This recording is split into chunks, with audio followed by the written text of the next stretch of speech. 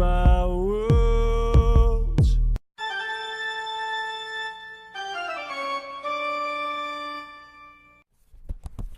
Okay, this is the first round with my draft deck, which is mostly red with a splash of black and very aggressive. After fiddling around a while with the chat window without anything coming out of it, I will take a look at my opening hand. And while I'm fairly optimistic at this point, when I see that hand, I know that things will get rough, because I obviously cannot keep that. And once I mulligan it, I get a quite mediocre hand, which I cannot mulligan again though. Still, if I were up against one of those typical slow draft decks you see in other video walkthroughs, there might still stand a chance if I do not draw too many lands. At least I have a 2-drop. But look at that, my opponent has a 2-drop too. He plays the Traveling Philosopher, which practically everyone who I have seen streaming does not like and does not run, although I always say you should. And here does an excellent job of denying me a few points of damage in the beginning. Those few points of damage I'm unable to deal right now will come back to haunt me, I can say that much.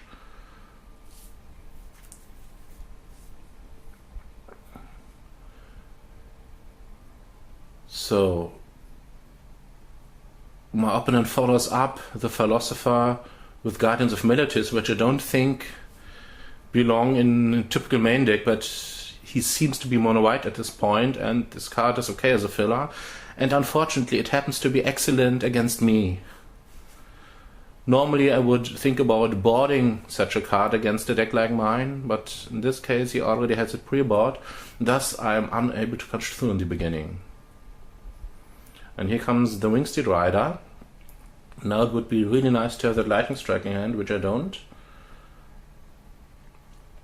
But I still have something of a reasonable curve, and the Warcaller to get in an unexpected amount of damage.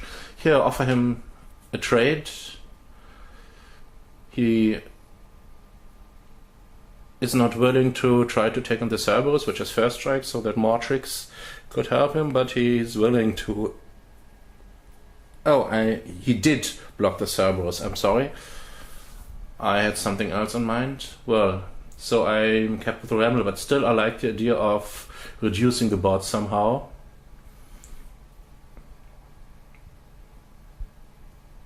Another Philosopher, this guy has a low curve. It seems as if he had read my articles about this format's need for a low curve, and unfortunately this is exactly what is giving me problems here.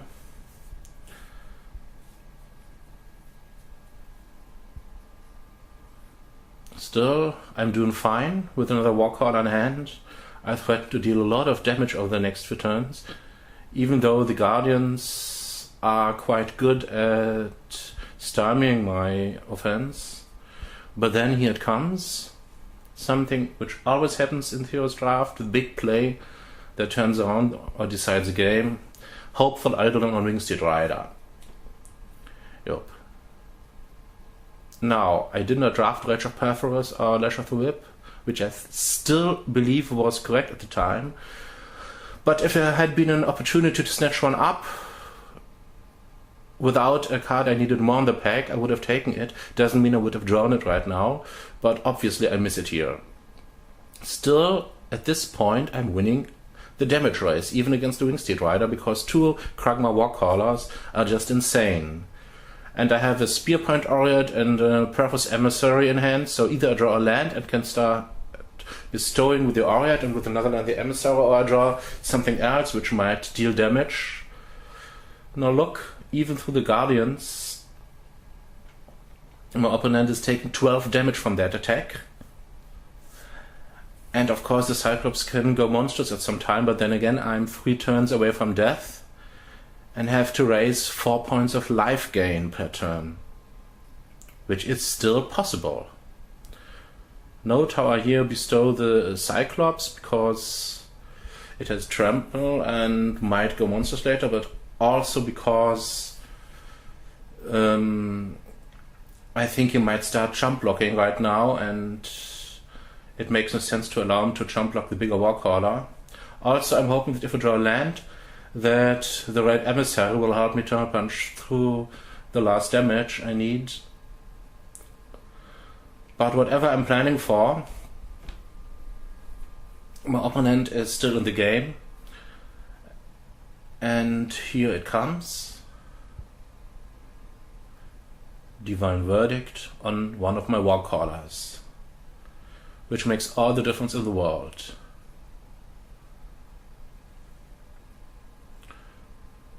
Without that card, I might have been in, but now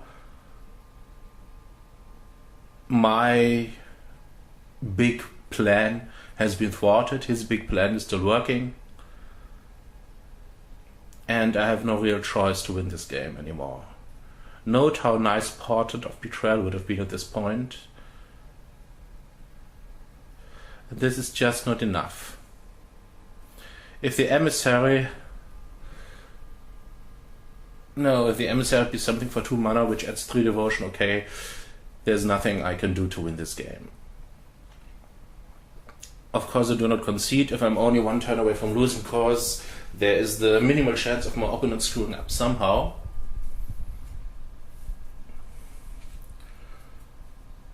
However, to do that,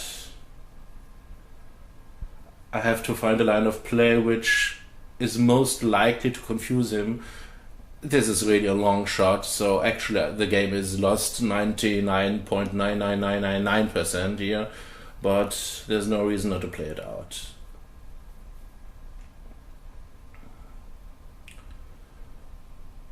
So, predictably, my opponent blocks the Cyclops. I cannot deal enough damage even if I go monsters with it.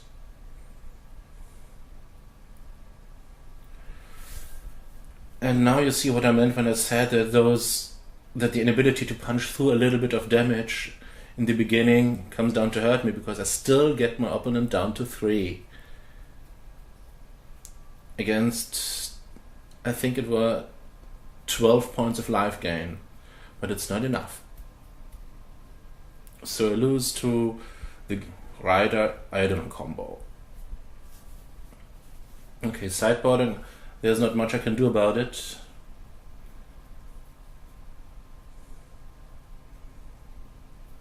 Flamecast Wheel isn't of any use in this case. I just have to be faster, hope that my opponent stumbles a bit in his draws. I still think this is a good matchup for me overall. Obviously, I don't know the exact contents of his deck, but after what I saw, Eidolon on Rider was about the only way he had to win the game.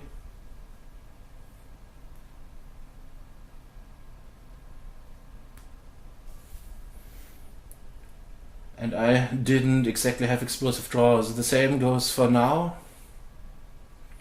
It's a keepable hand, of course.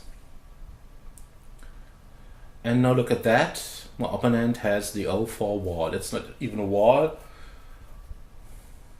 And once again, I'm unable to punch through for a little damage. Maybe I should have played the Eidolon here on turn 2nd, but I don't think so. I want to put the Eidolon on the Twiddled Cerberus later. It's just too good to pass up, and I'm not dealing that much damage with it if I play it on turn 2.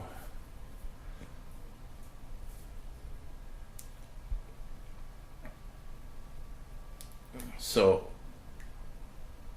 once again, I got stumped.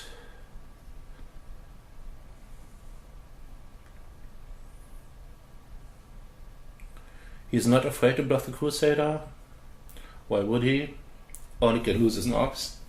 And I don't have anything to punch through. I never saw Titan Strength in this draft, which is really, really sad. My deck would have been so much better if there was one I could have picked up. Now it seems like my opponent stumbles a bit on his curve. I know for 1 second think that I can bestow the Eidolon for 4 mana, which obviously doesn't work. So what I can do is attack for 1. No Boon of Erebus, 2 punch through the Ox. I'm not sure I would have done that. Well, I would have done that at that point and play another Cerberus for curve purposes, yeah. But what I do is bring him down to 18, since he blocks the Crusader at least. So, still this doesn't look that bad, does it? Another Philosopher, which is helpful, and means that my Crusader cannot attack anymore without some support. And I'm stuck with 3 cards I want to play for 5 mana. It seems I did not get my curve low enough, even though it looked otherwise. And of course I have nothing to save my Cerberus from dying in combat against Traveling Philosopher. That's sad. But still, I'm on the offense here. And it doesn't look that bad. But then again, down comes a stop sign. Oh dear, it's a 3/5 and my Death Battle Raider has to attack into it. No, I don't think Silent Artisan is a good card at all. But it does its job here. The thing is, I'm not actually losing because of the Artisan. This could have been anything. I'm losing because my opening draw was too clumsy and my opponent was on the board early. So, playing the Rambler, which isn't doing something, is not what I want here. So what I do is regenerate my Death Battle Raider and hope for that 5th land. So far, nothing has happened, which is too bad for me. Now I see my opponent isn't really monocolored. And here comes the Winged Rider again. I don't think he drew it that turn, I think he drew the Storm that turn. Which means that he did not want to play the Winged Rider earlier, which in turn means that he probably has Dauntless Onslaught in his hand. So, I drew a Dragon Mantle, which I obviously want to play this turn. Now the question is, do I put it on the Cerberus or on the Death Battle Raider? I think I want to put it on the Death Battle Raider, so that I can force a trade with the Artisan later. And since I already know that play, I have no reason to tap otherwise. Then again, things might have been different if I played the Mantle first. You will see what I mean soon now. Dragon Mantle on the Raider. Yeah, I was still debating if Cerberus wasn't a better target at this point, but I just don't have the mana to pump unless I am willing. Well, I can put it on the Cerberus, of course, but I think it would just chump it too often. And now there's a last breath. I'm not sure my opponent would have done that if I had mana kept open, because he would have been afraid for his Winged Rider, but that's what happened. He denies me the extra card, which hurts a lot, seeing as I'm still stuck on 4 lands.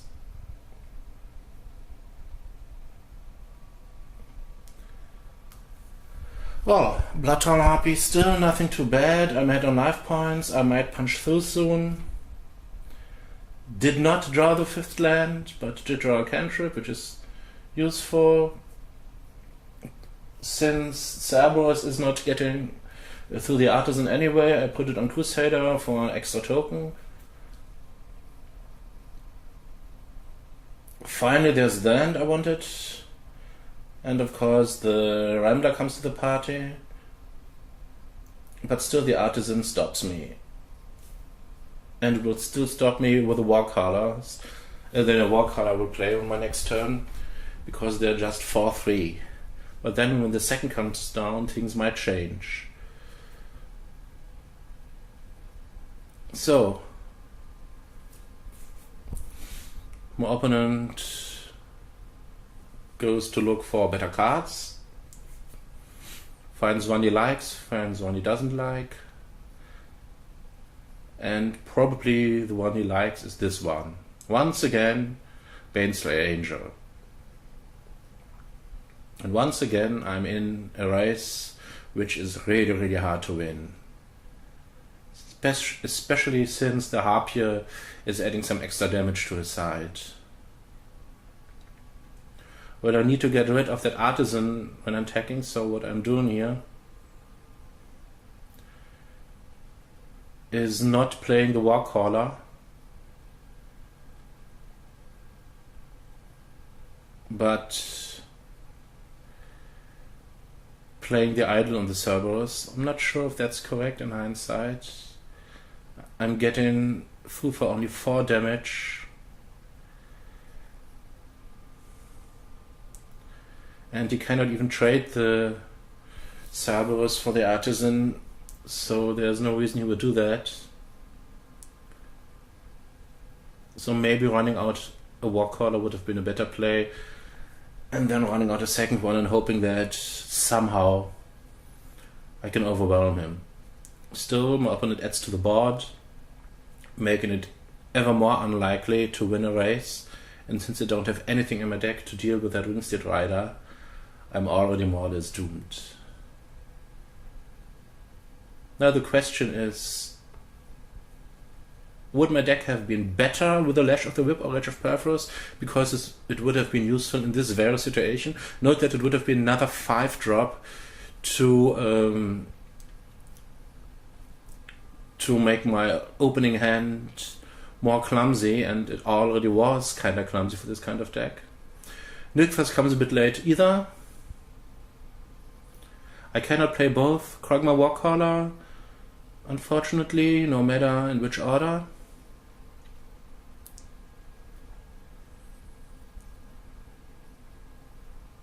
If I could have played both of them the same turn, well, that would have been nice. I'm not sure it would have done anything at this point. But this just goes to show how explosive my draws could have been with the Nilfgaard a little earlier. So these 2 games are mostly about of what could have been with my deck. However, the more important reason why I chose to show them is that my opponent did something very important correctly, and that was making sure he does not lose the early game before he goes for his big play or whatever it is.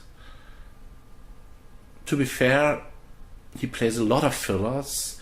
Warden isn't great, Artisan isn't great, Guardians aren't great, Yoked Ox isn't great, and the only big play I've seen is Eidolon on Wingsteed Rider. Now maybe he has 3 of each in his deck, I don't know, but otherwise it seems he was quite lucky to get them in both games.